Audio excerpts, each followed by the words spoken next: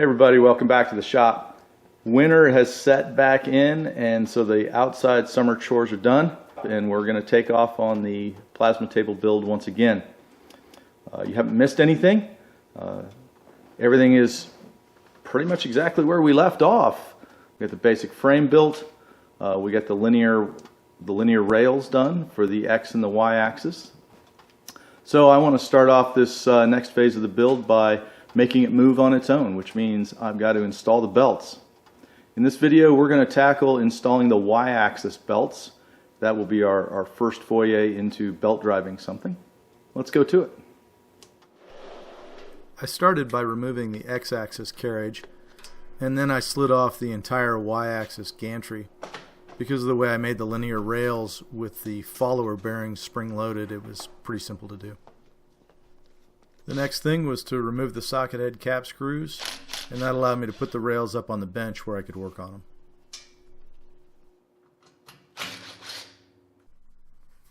With the rails upside down on the bench, the first thing I did was mounted these little clamping blocks that I had machined. This is going to be the end of the belt that's fixed to the underside of the rail.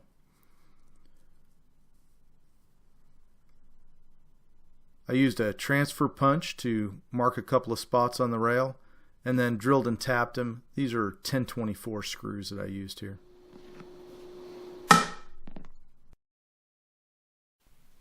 don't know if I misplaced it or if I just didn't bother to film it, but I drilled and tapped these and there's no footage of it. Pretty straightforward.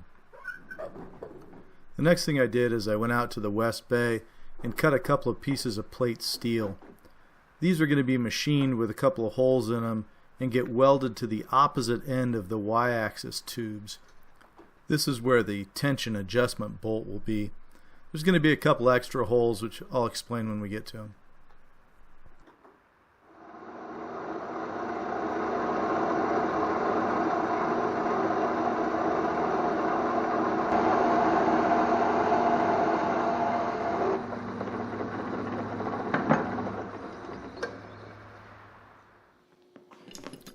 With two blanks cut, I tack welded them together so I could work on them at the same time. Then I threw them in the mill and squared off the ends, cleaned everything up. Now here I'm laying out roughly where the three holes are going to be. This is one of the parts of this project that didn't have to be spot on. I'm marking out a spot where I'm going to drill a larger hole just so I have access if I want to run cabling through the Y-axis tube. And then I laid out for two more holes. One will be threaded 1/4-20, and that'll be how you put tension on the Y-axis belt. And then the other hole is a little more forward-looking, and that's where the limit switch is going to be. It's an inductive type limiting sensor, and it will be mounted in this same plate. Here you can see the layout lines a little better. I have them chucked up in the mill. And I'm using a number 7 drill bit to drill this hole here, which will later be tapped 1/4-20 for the tensioning bolt. And then I use the same drill to pilot the other two holes. It was in the chuck, why not use it? Again, both plates are here. They're welded together, and then the welds were ground and machined flat. So I know they'll be identical when it's all said and done. The layout lines show up really well. I used a big blue Sharpie marker. I don't think I'll ever use my regular layout die again. I also did this in the milling machine because I've got one. I could have very easily have just done this in the drill press. When I get to the bigger hole, which I cut with a hole saw, having the big heavy rigid mill was made things quite a bit easier for me.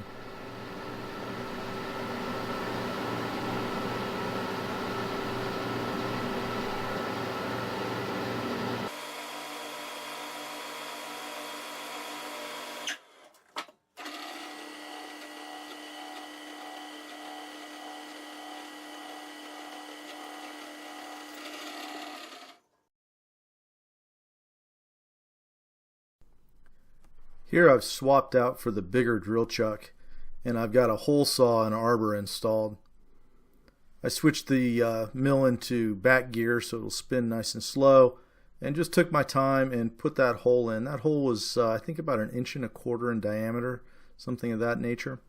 The square tubing on the y-axis is 2 inches. The reason for this hole is just simply so I have access to the inside of that tube if I want to use it as a conduit. If you watch some of my other videos or keep your eyes peeled even in this one, you'll see where I've done this in a couple other places, so I have access to the inside of those tubes. I adjusted the air nozzle, increased the pressure a little bit to try and get the chips to clear as efficiently as possible. But if you've ever done this before, you know it's just something where you take your time and go slow and steady, and it's the only way it's really going to get done without tearing something up.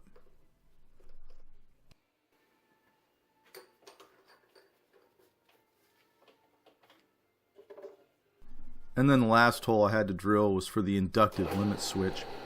Now you'll see me move the mill table over, and although I didn't in the beginning have precise locations for the holes, I did record them when I drilled the pilot holes, so I could get back to this one real accurately. Pop the hole in, and no, I wasn't going to hit the parallel. I know it looks like it in this picture, but it misses the parallel when it goes through.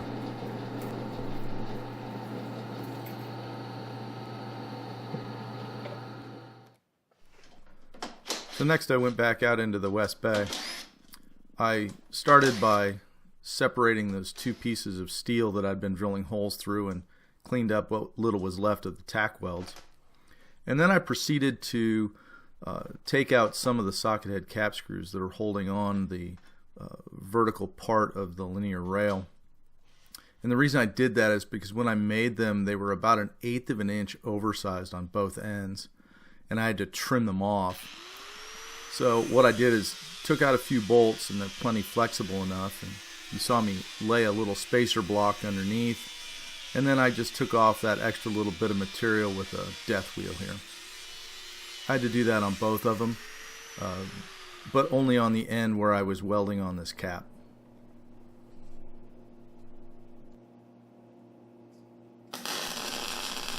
I got the plates lined up real carefully and triple checked that I had them in the right position and orientation. Used a little welding magnet to hold them on, and tacked them. So this is the way they remain now. Like the rest of the machine is just simply tacked together, and when I have the construction finished, I'll take it apart and weld it up tight.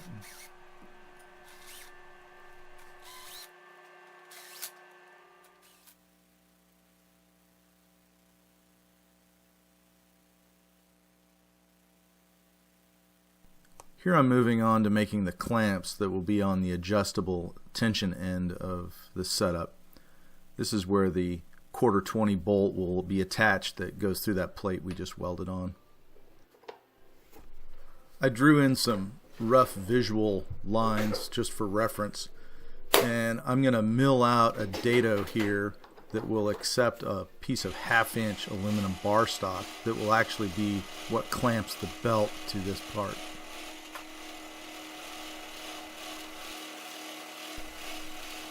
As I watch this footage, I thought I'd point out a couple of things that I've learned from watching other videos, mostly CNC related, I have applied now to my manual machine. One is putting an air nozzle in, and the other is using as much of my cutter as I can so that I don't just wear out the end of it. There you can see I made a pass with the full depth of cut on that cutter. Next up, I have the piece of 1/2-inch aluminum bar stock in the mill, and I'm drilling holes for where it will clamp to the main body that you just saw me mill. Now a couple things going on here. One, I'm using two parallels, one from each side, so that I could move them back and forth, creating a space where the drill could go through. The other thing I've done is I've left both clamps, both parts together, so I had a bigger piece of stock to handle and work with. I'll cut these in half later on.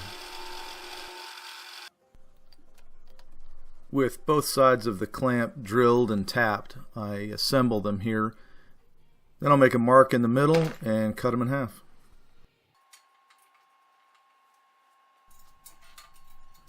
With the welding and the machining work done, I reinstalled the rails and put the gantry back into position.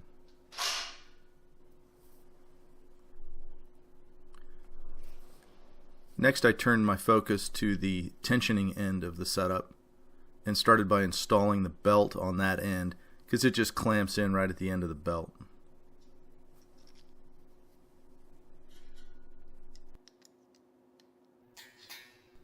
In the interest of transparency, you'll notice there are now 2 holes there for the threaded rod to go through, where there was only one. I realized after the fact that that tensioning rod, that threaded rod, needed to be as directly in line with the belt as possible. Otherwise, it would pull the whole thing out of whack. So this is the point where I made my next discovery, and I definitely didn't see this one coming. When I ordered the belts and the cogged pulleys and all of that good stuff, I made sure they all read what I thought was the same size. What I discovered is the drive pulleys, which have those little shoulders to hold them in place, actually reduce the width of the cogged surface, and the belts didn't fit. So I did what anybody would do. I chucked the pulley in the lathe and proceeded to turn the shoulder down. And this is when I got my next surprise. Turns out those shoulders are actually pressed on.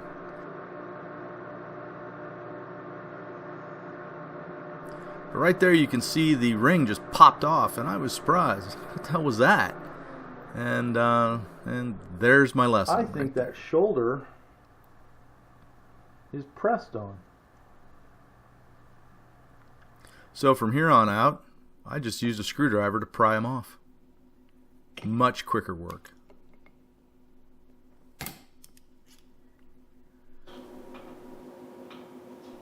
Well, that only left one thing to do, and that was string the belt. I ran it around all the idlers, through the clamps, put in some tension, and that was it. The belt I'm using is GT2, and although it's a little smaller than I think I would have preferred, as I've pushed the carriage back and forth, it gave no noticeable deflection, and that is a whole lot more torque than it's going to take to just move the carriage during normal operation. I appreciate you joining me in the shop for this part of the build, and hope to see you next time. Take care.